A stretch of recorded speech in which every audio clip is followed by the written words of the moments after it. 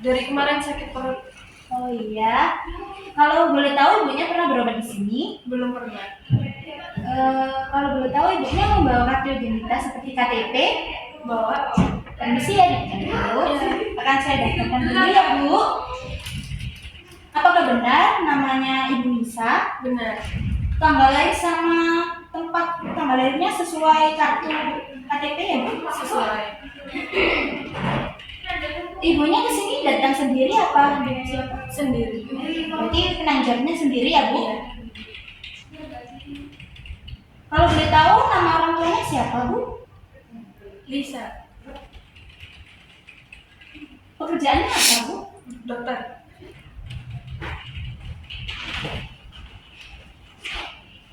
Ini KTP-nya Ibu ya. Ya. Dan ini KID-nya Bu. Nanti minta tolong kalau mau berobat di sini dibawa ya Bu.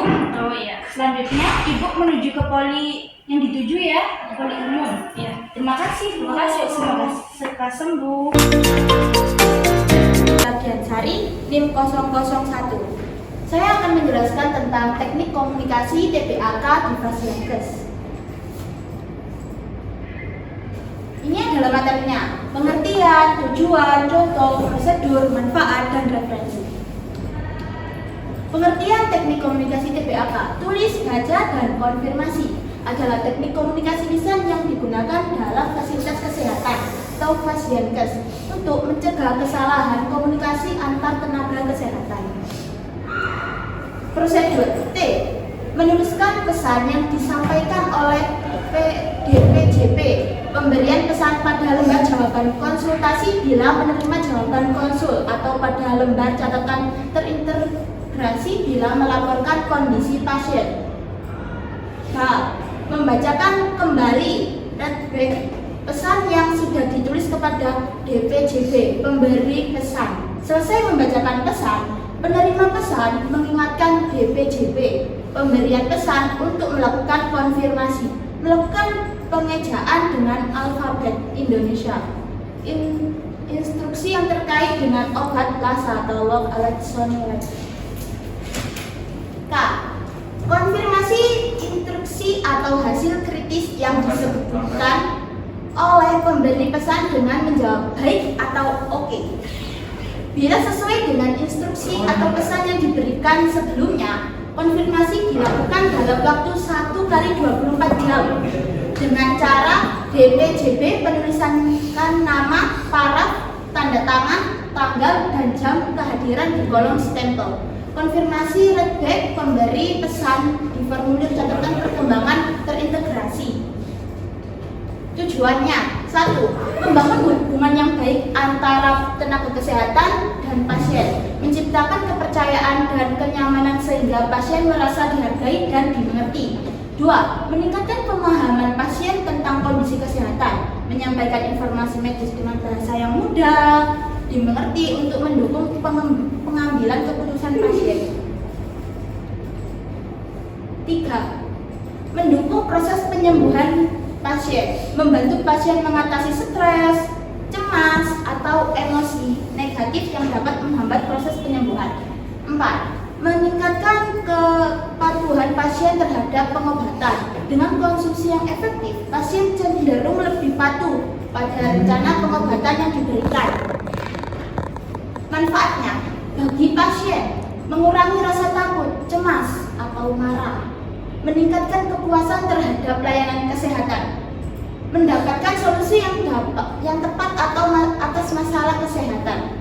Bagi tenaga kesehatan, meningkatkan efektivitas pelayanan, mempermudah pengumpulan data medis yang akurat, membantu memahami kebutuhan pasien secara lebih mendalam. 3. Bagi fasilitas kesehatan, meningkatkan citra dan kepercayaan masyarakat terhadap pelayanan kesehatan, mengurangi resiko konflik antara pasien dan tenaga kesehatan. Contohnya: mendengarkan aktif, menunjukkan perhatian penuh dengan kontak mata, anggukan, dan tanggapan yang relevan, memberikan empati, misalnya mengatakan saya mengerti bahwa ini situasi yang sulit bagi Anda. Mengajukan pertanyaan terbuka, contohnya bagaimana perasaan Anda tentang kondisi ini, memberikan dukungan emosional, misalnya kami ada di sini, untuk membantu Anda melewati ini. Menggunakan bahasa sederhana, menyampaikan informasi medis tanpa istilah yang sulit dipahami. Ini adalah referensinya. Di sini kami akan mempercontohkan komunikasi TBAK. Saya sebagai perekam medis. Saya sebagai perekam medis. Saya sebagai dokter, saya sebagai perawat. Selamat pagi dokter. Saya ingin menginformasikan bahwa hasil pemeriksaan darah pasien Ana nomor rekam medis 778899 masih dalam status TBAK. Hasilnya belum lengkap karena beberapa tes tambahan masih dalam proses. Betul dokter, sampel darah diambil kemarin, namun beberapa uji laboratorium masih memerlukan waktu lebih lama. Hasil lengkapnya diperkirakan akan keluar sore ini. Oh, terima kasih atas informasinya ya. Saya ingin segera mengetahui hasil lengkapnya, terutama untuk tes fungsi hati dan ginjal. Karena itu akan mempengaruhi rencana pengobatan pasien. Kami sedang menunggu hasil akhir dari laboratorium, dokter. Begitu selesai, kami akan segera memperbarui status dan menginformasikan Anda. Kami juga akan mengawasi kondisi pasien secara rutin. Jika perkembangan lebih lanjut, kami akan segera memberitahukan dokter. Baik, saya tunggu kabarnya ya. Iya. Mohon pastikan hasilnya segera masuk ke sistem rekam medis. Ini sangat penting untuk tindak lanjut pengobatan pasien. Tentu dokter. Kami akan memastikan hasilnya segera tersedia di rekam medis begitu diterima dari laboratorium. Terima kasih semuanya. Saya harap hasilnya segera keluar ya. Baik dokter. Terima kasih.